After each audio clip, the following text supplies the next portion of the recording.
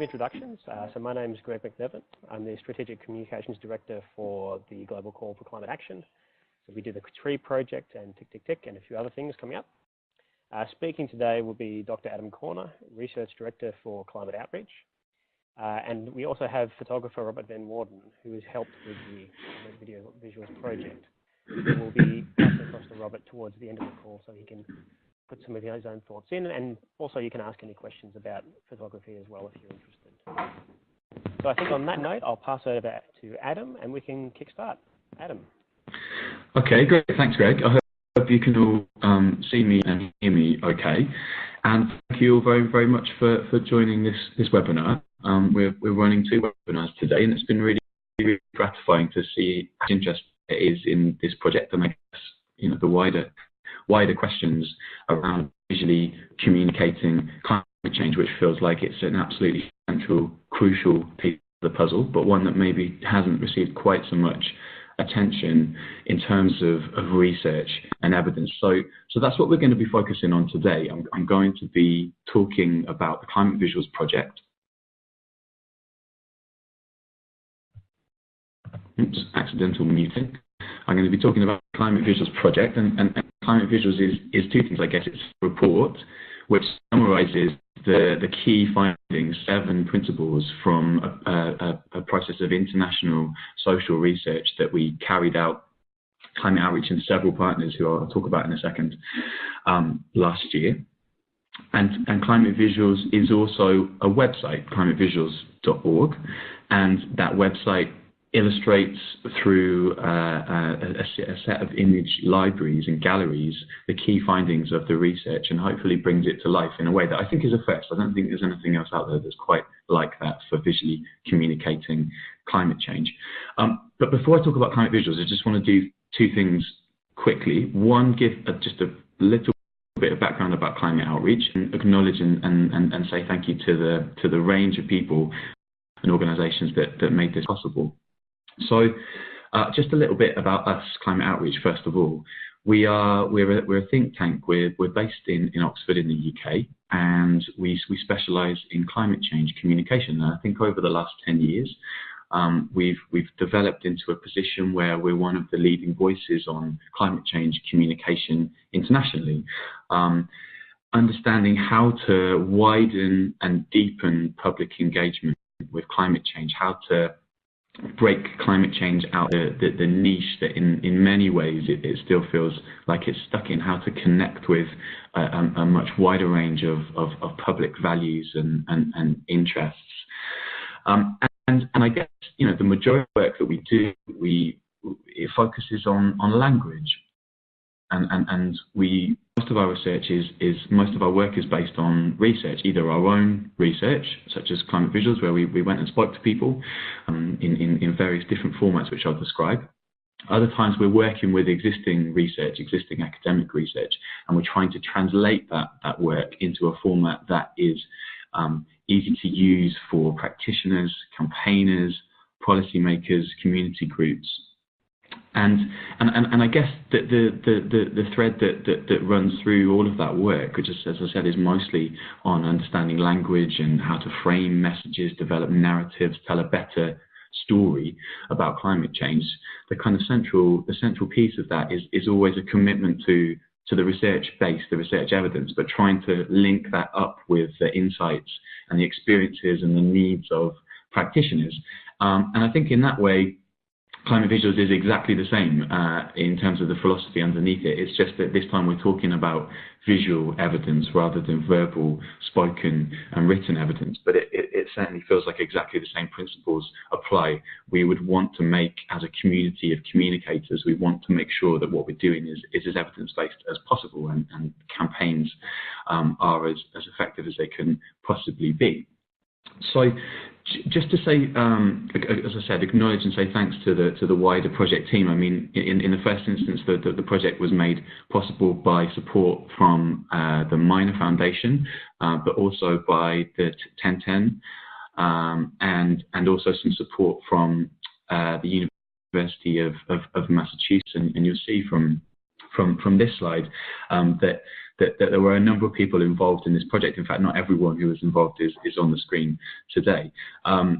Robin Webster was working with climate outreach last year. Robin played a key role in the discussion groups that we held, which I'll talk more about shortly. Christian Terrietti, I think you probably many of you will know already. I guess the idea for climate visuals in the first instance was generated by me and Christian played a really key role throughout the project. Ezra and Dan at the University of Massachusetts, they led on the survey as research. Again, I'll describe more about that in a second. At the University of Massachusetts, so really valuable support from them, and allowed us to have a US focus as well as a European focus for the project. And then Robert Van Woerden, who I believe has joined the call today and will be able to take some questions at the alongside me answering. Robert's a well-known climate photographer with Tim Isaacson, who I think is also on the call today, played an absolutely central role in taking the research findings and turning them into the Climate Visuals website, which I think is a really useful resource, and I hope that is already starting to be used by the community of visual communicators. So thank you to.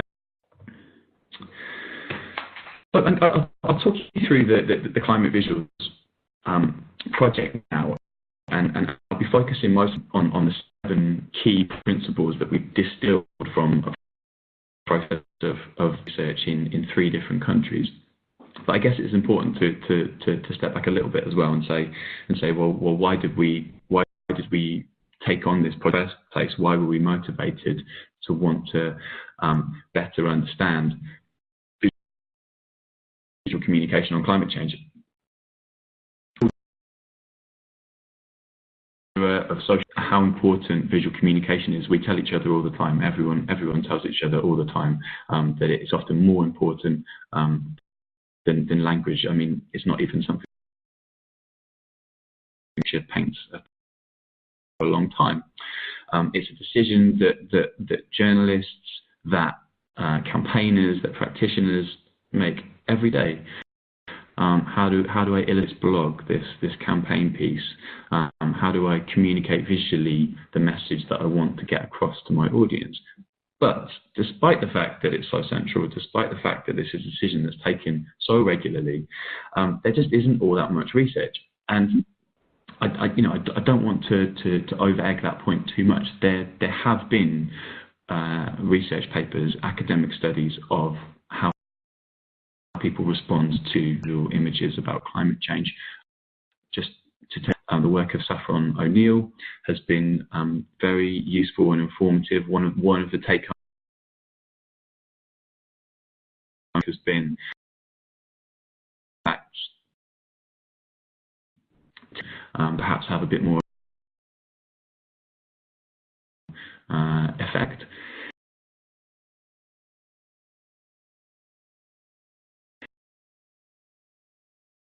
Other studies have suggested as well, perhaps are a bit.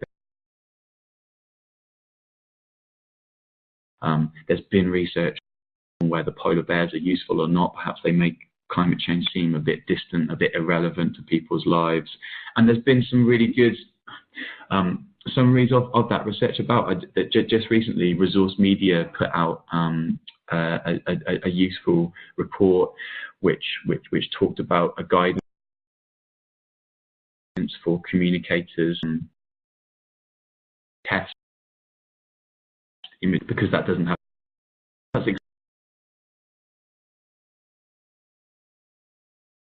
exactly where Climate Visuals picks up really. Don't do that. But what there really is there's nothing to take you all the way through from, okay, what do people think about images? What does the research say? To here are some images, some photos that illustrate these research findings that can actually show you how in practice to put those research principles into practice. So I guess that's where Climate Vision, the motivation for it is coming from, and where I hope that it can be useful. And I suppose this is the question that's behind it, really. And as I said, this is really often what we're asking when we do our wider research. So we might be asking at Climate Outreach, how do we engage the centre right in the UK or at a European level more effectively on climate change, where scepticism is stronger on the right of the political spectrum?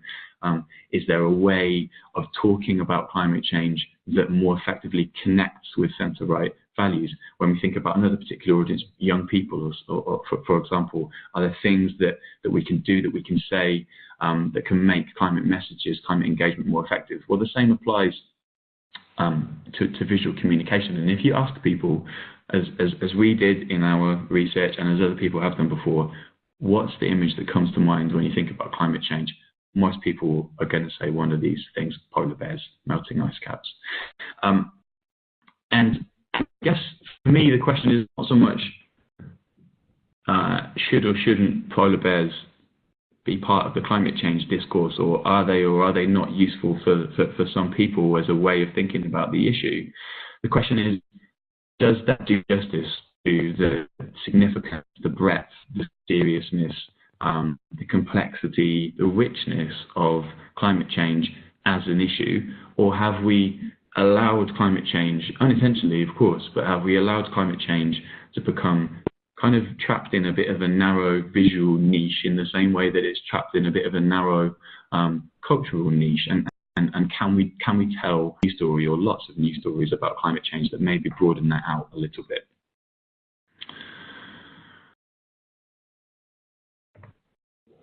Okay, so that's why we wanted to do this project, and now I'm going to describe what we did and then talk about the key findings.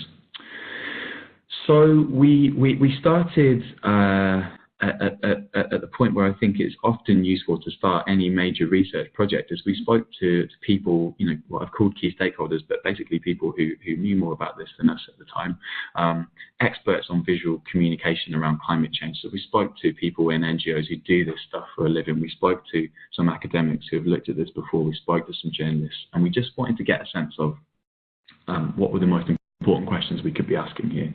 What was the most useful thing we could do with this project, to check that we had calibrated our ideas around that in line with where people's needs and the sort of leading edge of questions was.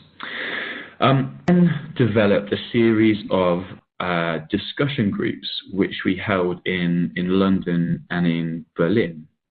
And we based these discussion groups, they ran for about 2 hours. We based them on a model that we have at Climate Outreach called narrative workshops. And narrative workshops, again, because most of our work focuses on verbal, spoken, written communication.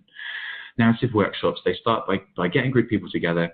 You talk about the group's values, who they are, things they care about, what they're interested in, how they think about the future, things that are important to them. And you use that as a kind of platform, a lens to introduce climate. It's introduced to some extent on people's own terms, and you then move from there to looking at a set of materials. As I said, usually they're written materials, but in this case we showed people a whole range of different images, and these images we clustered according to key factors and variables that we thought would be, from our reading of the existing literature, from speaking to those interviewees at the beginning, the key factors that we wanted to compare images on. And maybe we can come back to this in the discussion. It's not trivial or easy to group cluster images in a way that you can make good comparisons between them, but I think we managed to do a good job of it in the end. So there's lots more detail in the report, and please go and take a look at that. I'm not going to cover everything today, but for example, we showed people in these discussion groups clusters of images that were about causes versus impact versus solutions, some that had people, some that had no people, some that were relatively local for the participants, some that were more geographically distant. Each of these 4 groups had roughly about 10 people. We recruited a spread of demographics, age, gender, ethnicity, where that was possible, socioeconomic status, so that we ensured we had a good spread of people. And what you get from this kind of research, if you've ever been involved with any of this before, is a very rich, deep, detailed understanding of a small number of people. So what we thought would be ideal, and I think it is good practice if you have the opportunity to do it, is to basically use a mixed methods approach. And as well as this in-depth understanding of a smaller group of people, we also carried out a less detailed but significantly larger sample of 3,000 people in an online survey. So while the discussion groups were in the UK and Germany, we were able to add a sample of participants in the US as well. So we had about 1,000 people in 3 different countries, and I always feel like as I introduce this work, it's always worth saying this is quite a significant piece of research, really. It's not always possible to get a sample this size and to do qualitative discussion groups and quantitative survey work as well.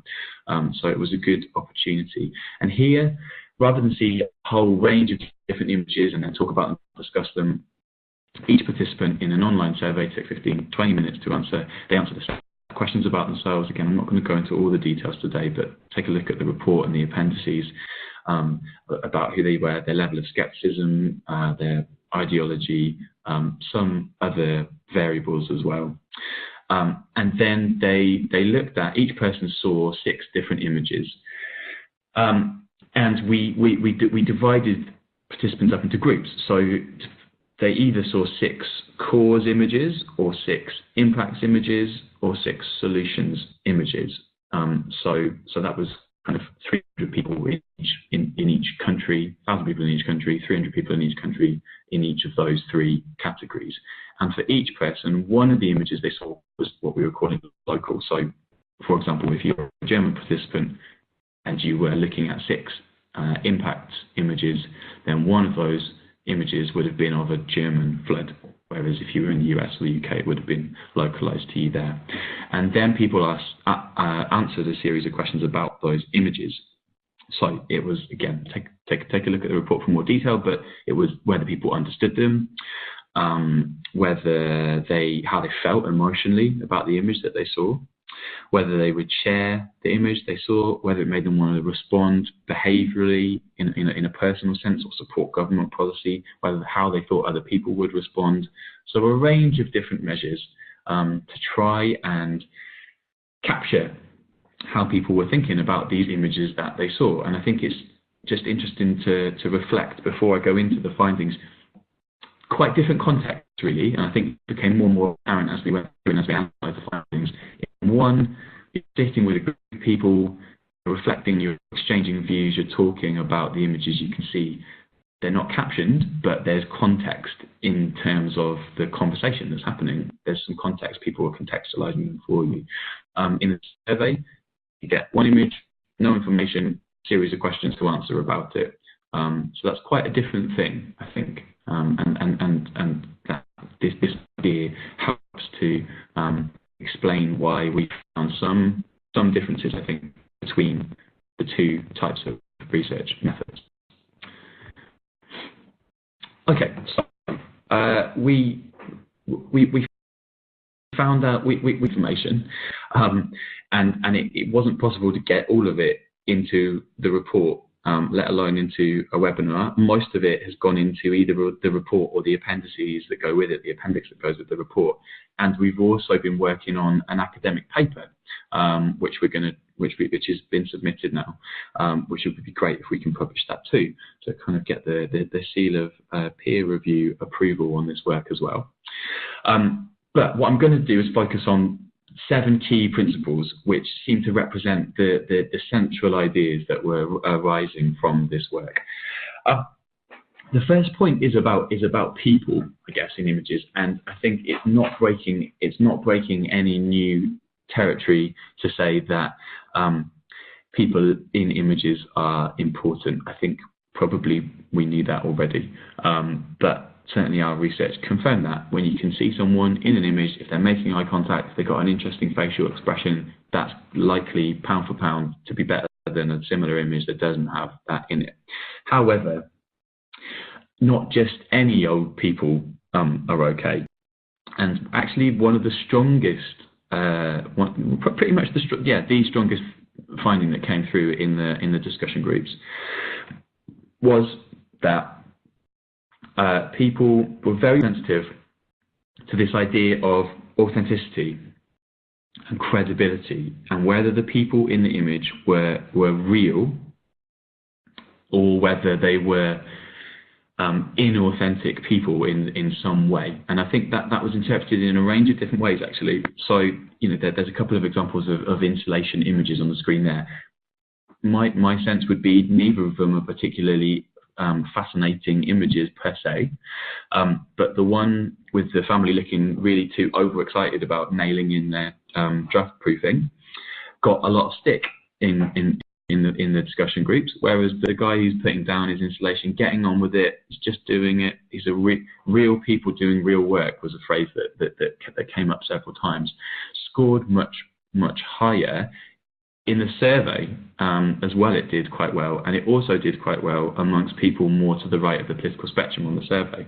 So people seem to sort of accept the genuineness of that image, and I think all the way through here, I'm using photos as illustrations. I'm not suggesting that somehow this is the perfect image that will do all sorts of things. It's a magic image that can change people's minds.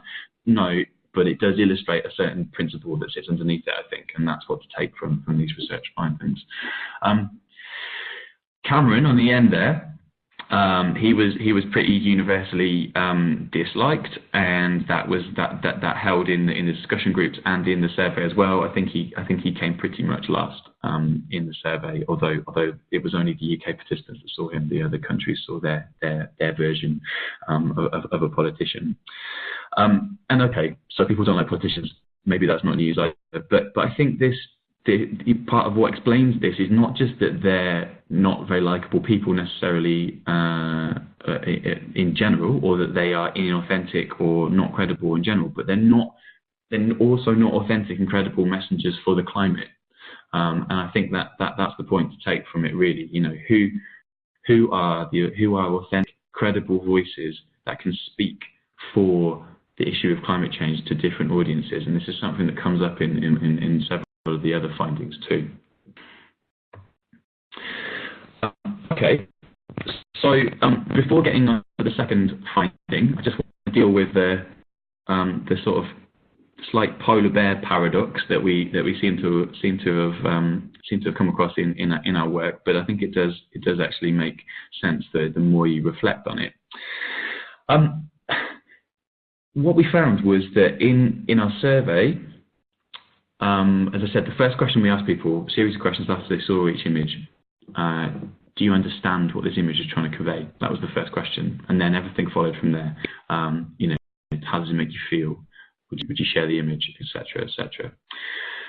What we found was that there was close correlation between whether people understood images and then how they responded to them. So the ones that they didn't understand at all, they also didn't make much of in terms of sharing or wanting to respond to.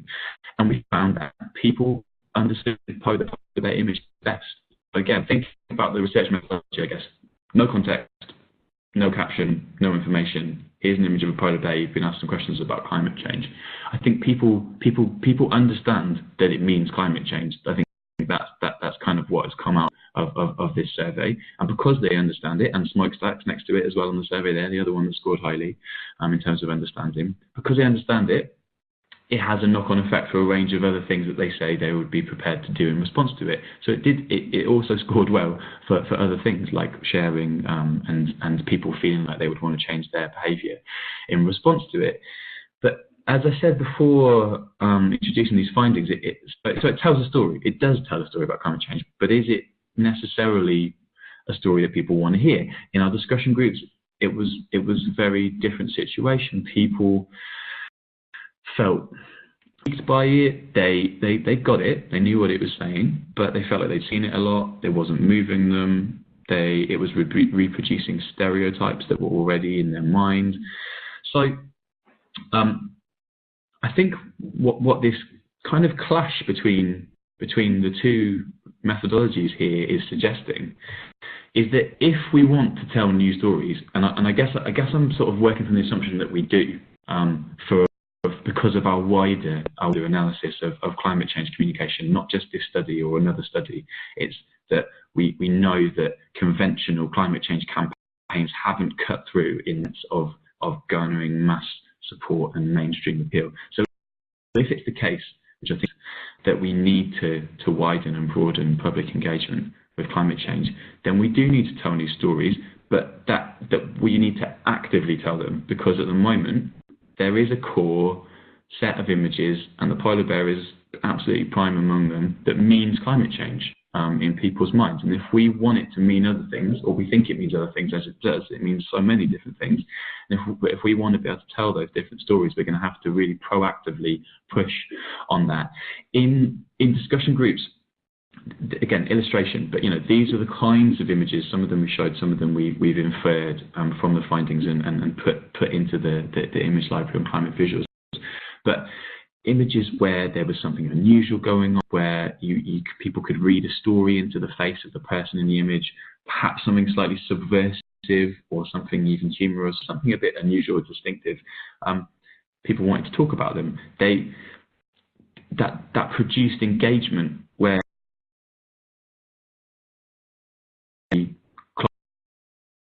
it produced discussion and engagement. But to take one example, the married couple, we did also include that in the survey, and it didn't score to really know what to make of it. They didn't understand it without the context. So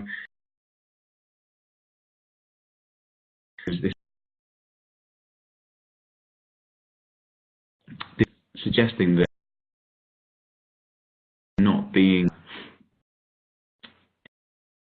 word news that we can just throw into a conversation and say, okay, well, if we say health instead of climate change, if we say security to a particular audience, that suddenly they're going to flip around and take climate change really seriously.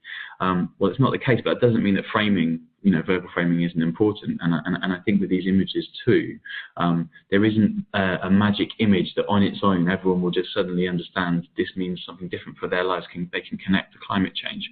But it is possible to use these as kind of building blocks of a new visual vocabulary on climate change. So this is an interesting one, I think.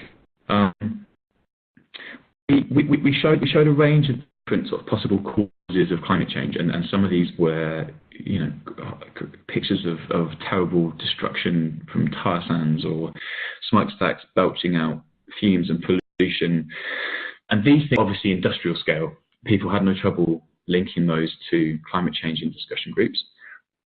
And again, in the survey, images like the tar sands, they even seem to have quite good cut through for people more on the right of the political spectrum, who in general weren't as interested in any of the images as people on the left in the survey.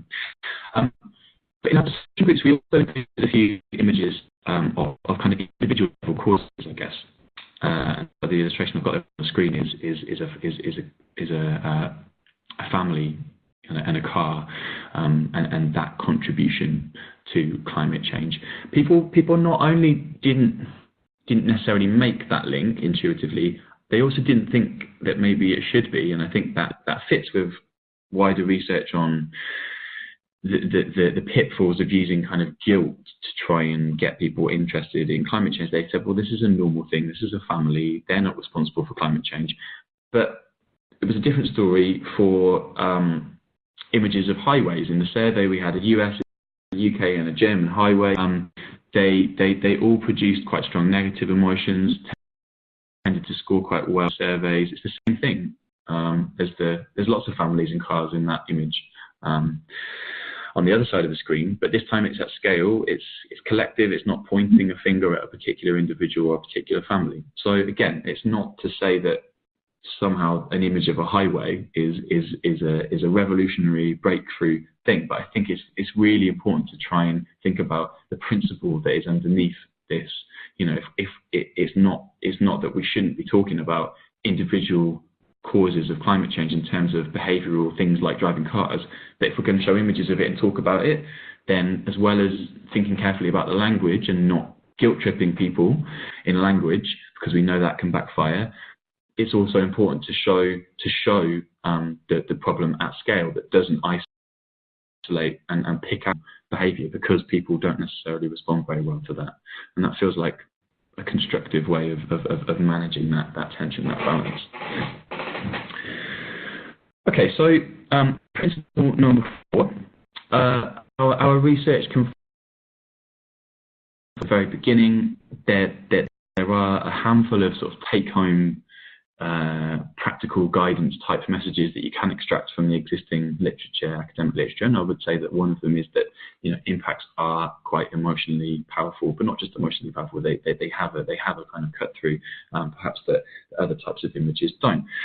We certainly found that images that people who do images, their responses tended to be slightly inflated to the whole range of different response measures that we asked people. And it's worth, again, you can maybe pick this up in the questions. These differences are mostly small, looking at them on a graph, they're not huge, but everything that you can see, I haven't filled this with statistics and error bars and all that kinds of stuff, but almost any visual gap that you can see on these graphs is statistically significant because it was a large sample.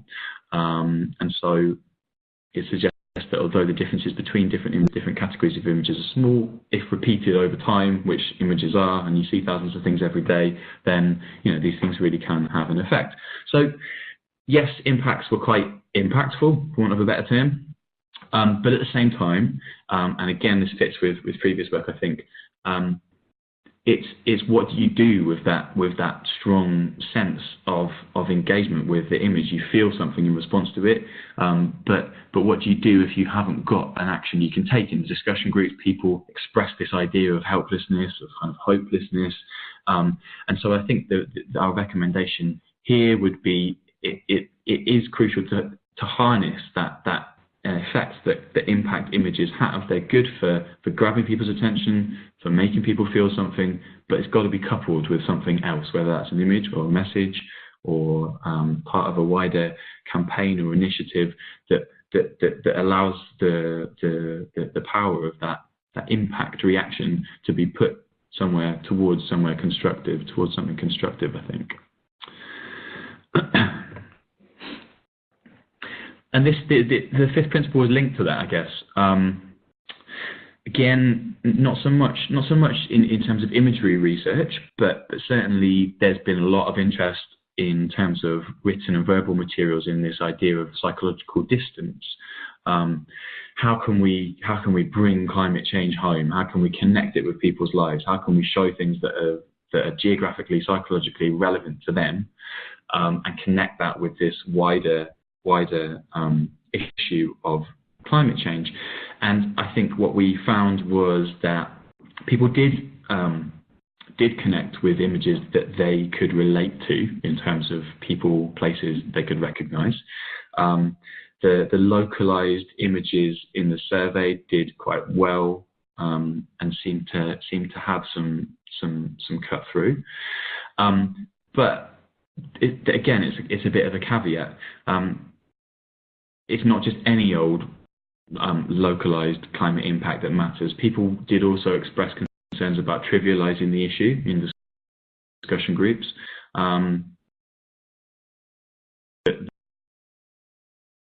Getting out of his car in a temporary flood in a town in England is not the same thing as a river delta or a city under siege from an enormous flood or a hurricane. Again, I think it's not trying to take these things too simplistically and thinking, what does this tell us?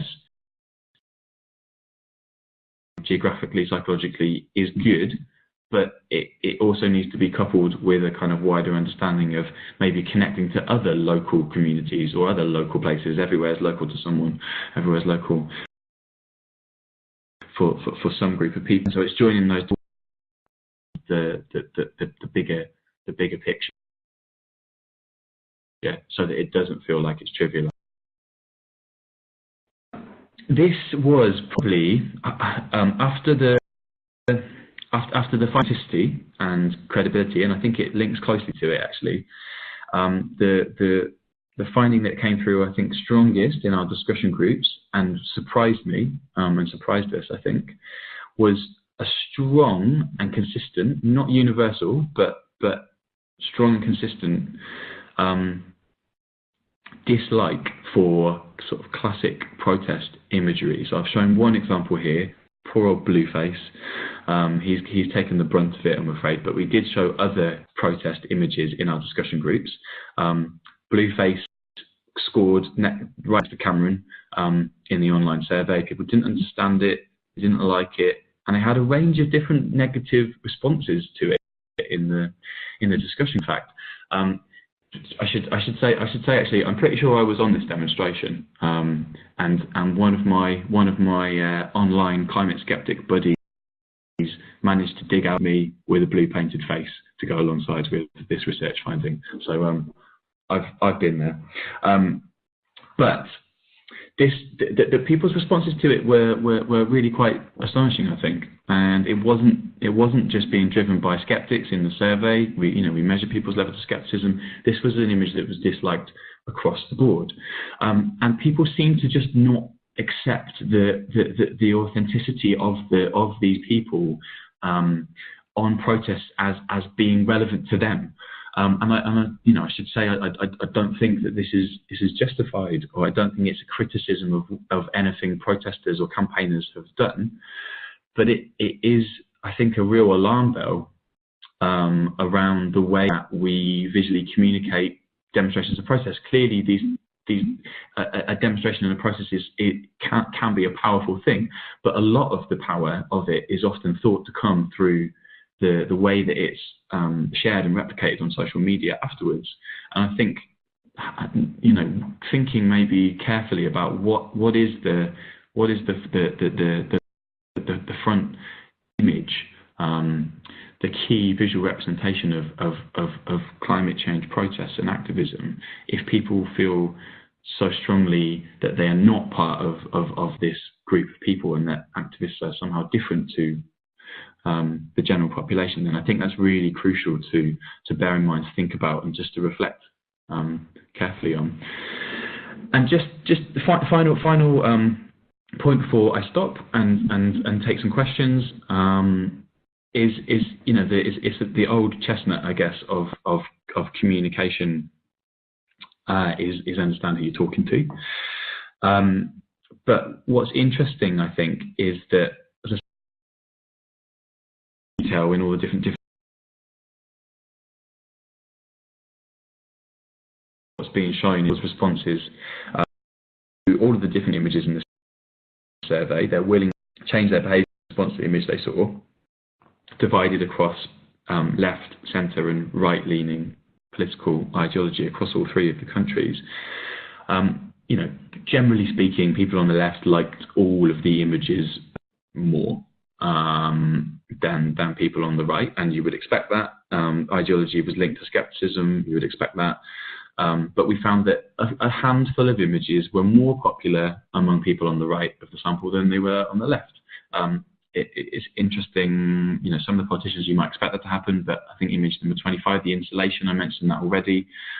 There's something in there that instinctively connects with centre-right values, I guess, more effectively than, say, Blueface does, which is real people doing real work, insulating the house. It's practical, it's common sense, it's avoiding waste. We've done quite a lot of work around trying to understand the relationship between centre-right ideology and understanding of climate change and their energy discourse, and that image seems to fit into that analysis, I would say. So it's just, again, it's not that is the best image in the world, or that somehow it's a magic image that will unlock doors, but it can be part of a wider approach that is just thinking really carefully about what message is being sent out by our visual communication, in the same way that we think that way about verbal and written communication. So we did the research, we found those things as well as other things, but we took those 7 principles and Tim and Robert in particular transformed those research principles into climatevisuals.org. And as I said, I think it's the first of its kind. It's an evidence-based resource for visual climate change communication. It tries to go all the way through from we spoke to people about images and found out what they thought and how they felt about them. Then we distilled that into research findings. Then we picked a couple of hundred images which reflect and relate to and illustrate those key findings. Again, that is not a quick job. Trying to find images that match research findings is actually really tricky. And you know, very much what we want to do next is expand on the resources we have. We've got a series of 4 galleries, but each image is captioned, explains why it's in there and why we picked it and how it relates to search findings. You can search it, you can see the research findings on there. So hopefully it's already becoming a useful resource, but I think, you know, very much the next steps are to expand that image library and to build hopefully a community of users around it. And take it onwards from there. You know, it took about, all in all, I guess it was about a year's worth of work from start to finish. And I think there's much more to do, but it feels like we've taken a step forward from what was there before. And you know, the motivation is for that to be as useful as possible to the community of people who can use it. So I'm very interested to hear, and I hopefully be able to respond usefully to your questions now. So can we tell better visual stories about climate change? Yes, I think we can, but I think we need to build a stronger bridge between evidence and practice in the same way that we've started to do that perhaps more quickly or more effectively for verbal and written communication. I think that's, people now broadly accept that should happen for framing and messaging and things like that. Potentially, you know, arguably that's not quite there yet in the visual medium, and I think it should be. That's a crucial first step. It's quite tricky doing this kind of research. I think I was looking through there's a new resource media report, as I mentioned at the beginning, which talks about visual storytelling. And I noticed in that report that they said that actually this kind of research is quite easy to do. You can show, you know, A/B testing, I guess they would call it. You have 2 images. It's the kind of thing Avaz does. They reference the Obama campaign. You use one of 2 images, you see which one gets the most clicks, the most pickup. So I think you can test 2 images and see which one people like the best or which ones people respond to the best, quite straightforwardly. But to try and actually get at the fact why, you know, underneath, or it's just that every image is situated somewhere and it's got some to compare it. Exactly why this one is better than that one is quite challenging.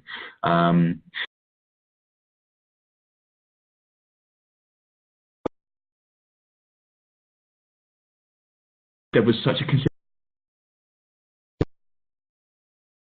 there. They're good or bad writing, what we found, people said. And I think thinking carefully about that is crucial. And yeah, the final point, I guess, would be that there is a pretty well embedded sense of what climate change means for people around here, to the extent that we don't think that's good enough as the people who are doing the communicating.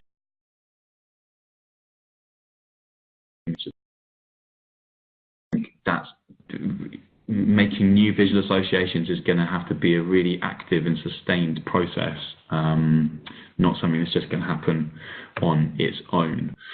So yeah, I could see some questions zipping in on the chat box as I was going through. So I think hopefully some questions have been coming in already. But just to say thanks again to everyone who is involved in this project.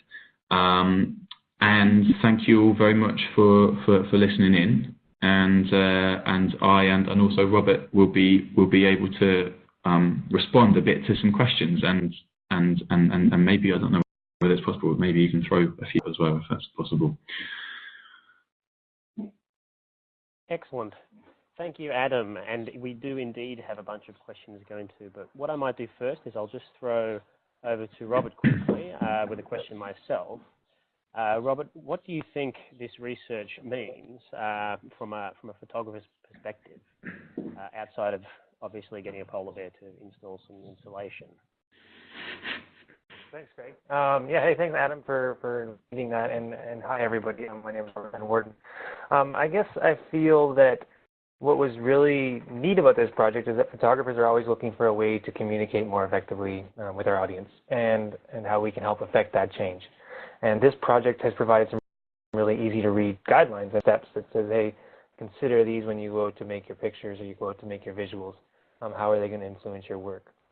So that component itself is really neat to have as a guideline. But I think also there's a couple other things I would mention there, Greg. One of them is that it really highlights the need to speak to our audience and to meet them where they are in their visual understanding already.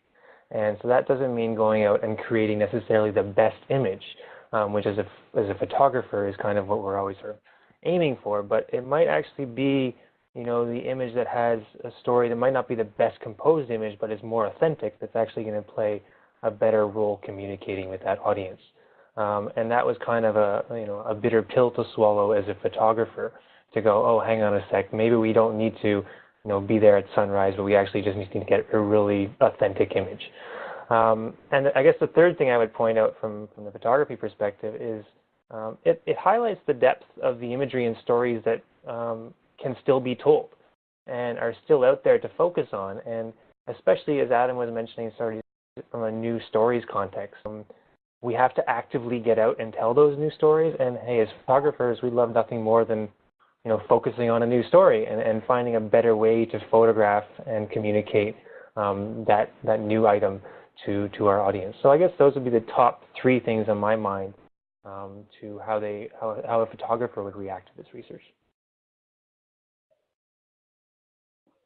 Excellent. Thank you, Robert. So I'll throw to the first question. I'm not going to do these in the order they came through. I'm going to try to put them in a structure that goes the way the discussion has been going. So the first one I'll pull out is, Adam, did you test whether videos of real people and stories had similar responses, or do you only concentrate on static images? Yeah, that's a good point. Also, just really quickly, thanks, Robert, for those comments as well. I think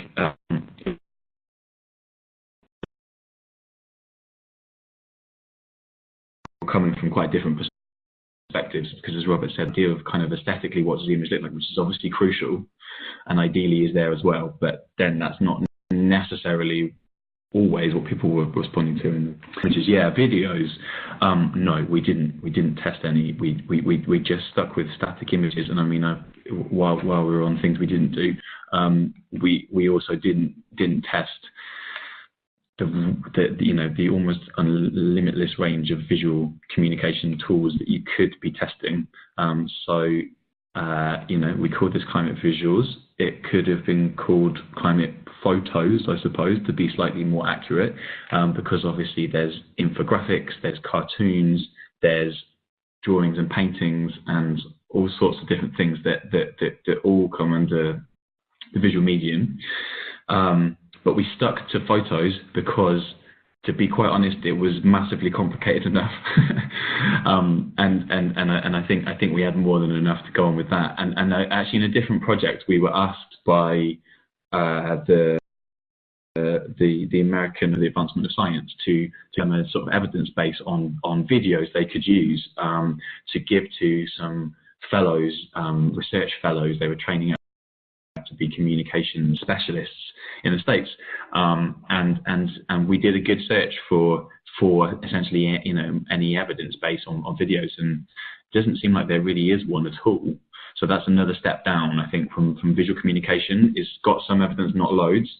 As far as I know, very happy to be corrected, I don't think there really is any on videos. But again, this is as we move into, we keep telling each other, everyone knows YouTube is what matters, and this is where new media is going. But somehow, a lot of the research that we focus on is perhaps kind of legacy, old media style communication. So it's interesting, I think, to join those dots up.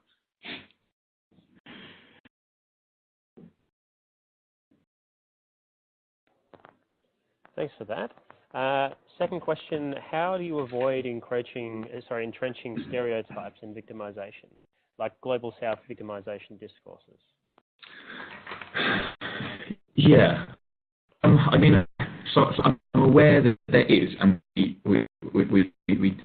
took a little look at, but again, made a bit of a brutal decision to not get into. There is a parallel conversation, I think, happening in development campaigning around exactly these issues, and how you do and don't and should and shouldn't portray people who might be on the wrong end of a power relation, and that applies to climate change as much as it applies to campaigning around poverty and things like that. I guess to the extent that I understand that world, I think there's been a sort of set of guides, sort of almost ethical guidelines developed for how you should portray people, and it's to do with consent and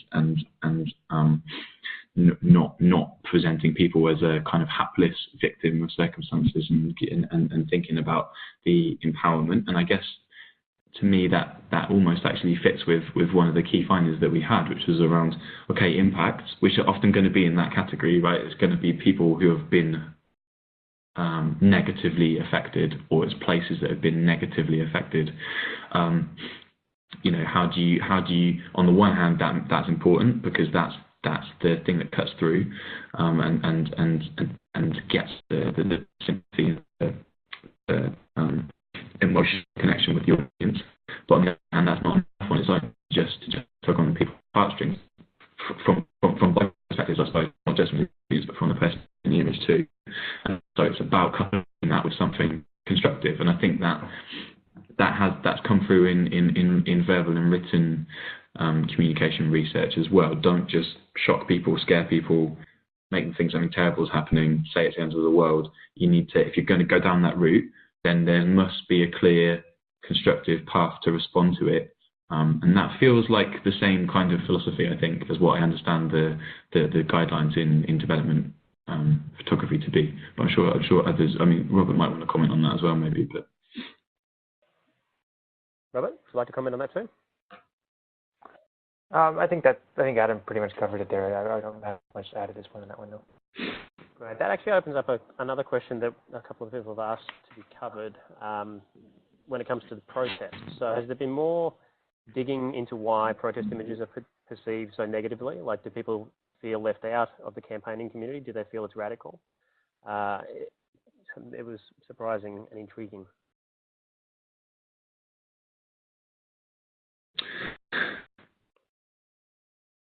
Okay, sorry, I think I missed just the very last few words. I think I got the question. Yeah. Multifaceted, actually. So it's part of it was to deal with this authenticity. In discussion groups, people consistently said they don't mean it, which was I think that was the bit of this Glastonbury, and he hasn't taken it off, and he's gone straight onto demonstration. So what does that mean? I mean, I think it tells you quite a lot about the audience, the participants, that they somehow feel. I think it's to do with feeling kind of threatened by the fact that people are trying to do something by it, and that they're not part of it, and that they're perhaps the audience is being blamed by these protesters who, well, they're not perfect. I bet they drove to that protest. How did they get there? I bet they go on. It was quite defensive, and I think that was underpinning that side of things. And people simply don't feel part of that protest movement. I think this is part and parcel of this. Climate change is something for climate change campaigners to worry about, and to the extent that is a problem, which I think it is, then there is an onus on, even if it's not fair, I think that means there is an onus on climate campaigners to just go all out to broaden that church, to broaden that perception. And I think that has happened, a lot, but it could certainly happen more. In a survey where they didn't get that opportunity to talk to each other, and say, oh, what's this guy doing with his face paint on? I think people just didn't understand understand it. I mean, what this slogan says kind of is, and I think again in discussion groups, we had some people signs saying divestment, people kind of making visually quite arresting statements in a sense, but people just didn't know what it meant. They didn't know what divestment means. They didn't know what climate justice meant. Someone commented on, I think it was a sign in one of the images shown in the discussion groups, which was about hipsters divesting, and it just generated completely baffled responses from a couple of people who just didn't understand what on earth was going on.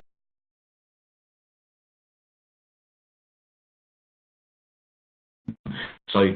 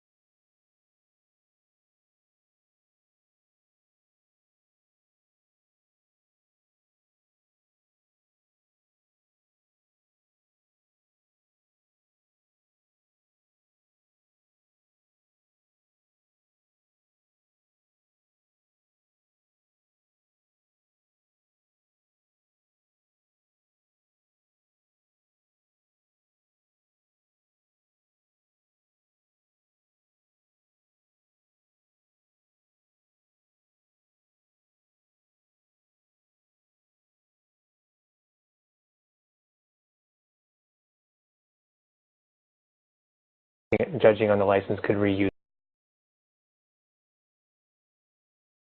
it for their own personal use.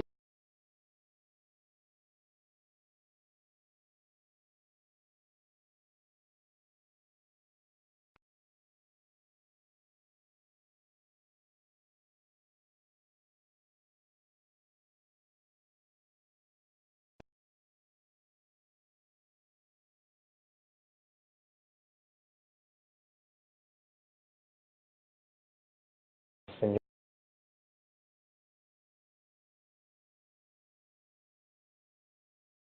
you're gonna really miss out. So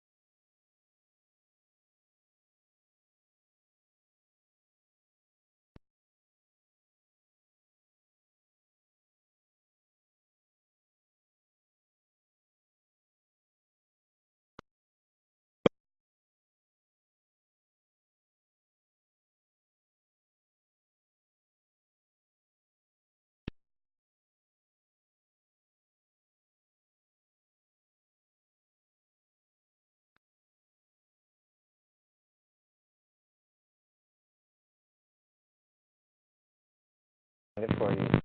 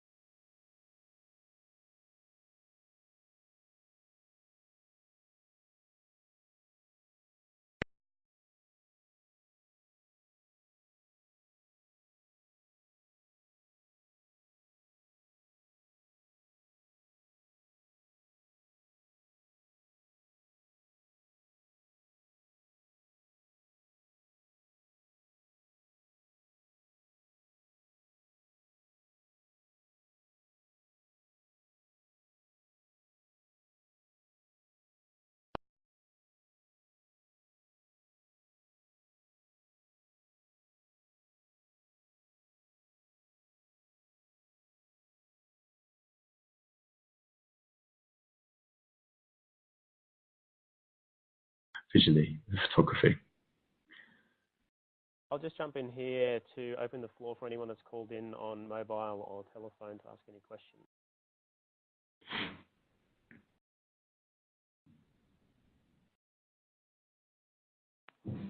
Anyone? No? Okay. Well, I'll move on to another about images that people need to see and ones that they actually want to see. I mean, how do you navigate and reconcile this kind of disparity?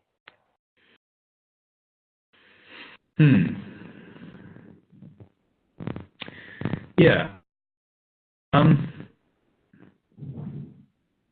Well, I mean, I think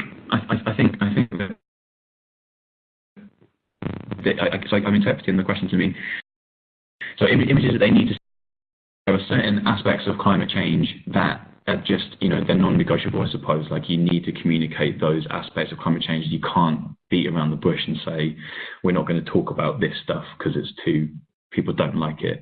And I completely agree that that's not, if that's what's being suggested, I completely agree that's not the way to go. I think that, just stepping back a little bit for a second, what the phrase that gets used to describe mostly sort of verbal and written framing attempts is sometimes talking about co-benefits. It's talk about the co-benefits of climate change. It's about health. It's about other things that are good for people. Now, I think that's all well and good, but I think co-benefits are a way into talking about climate change, not an alternative to it. And I think the same applies to these images. Like, you start a conversation, a visual conversation or a visual narrative with something that people don't instinctively want to turn away from, or they hate, or they think it stinks of the ideology that they're not, or they think that it's nothing to do with them, or it doesn't connect to their lives. You start with stuff that can at least get their interest and attention, and there's a platform to tell a story that still, in some senses, has to go to the same place. Like, we can't reframe our way out of some fundamental truths about the amount of fossil fuels that can be burned, and policy targets that can't be broken, even if they're not ambitious enough. But the problem is, the question is, how do you get people on that journey? So I think that's the balance to strike. It's not just saying, let's just show someone something that they like the look of, and that should be fine, and that's all that can mean. But I think there is an argument for doing that as a way of starting that conversation, and as a way of keeping that conversation going, so that you can actually get to the point where you feel like you can communicate the thing that needs to be said. Because something that needs to be said can be as important as it wants to be, but if people are not listening, it's not going to be heard. I'll just jump in, Greg, for a sec. I think that Adam is absolutely right on there, and the fact that, like, we all know that images sell magazines, basically. It's the front cover of the magazine that people pick up the magazine for. And in the same sense as any sort of communication, what is your visual connection that's going to draw that person in? And hey, is it a 1-step, 2-step, 3-step, type visual throughout your article or through your communication to take people on that journey? But if you don't meet your audience somewhere that they're familiar with, you're probably not going to get them in. But of course, that doesn't mean cut out the stuff that they need to see, but be sensitive to it and figure out how it can work within your communication proposal. Excellent point. And I apologize for the prayer call in the background. Literally just started. So the final question, I think, unless there's any more, and that is what are the next steps for climate outreach? Are you going to conduct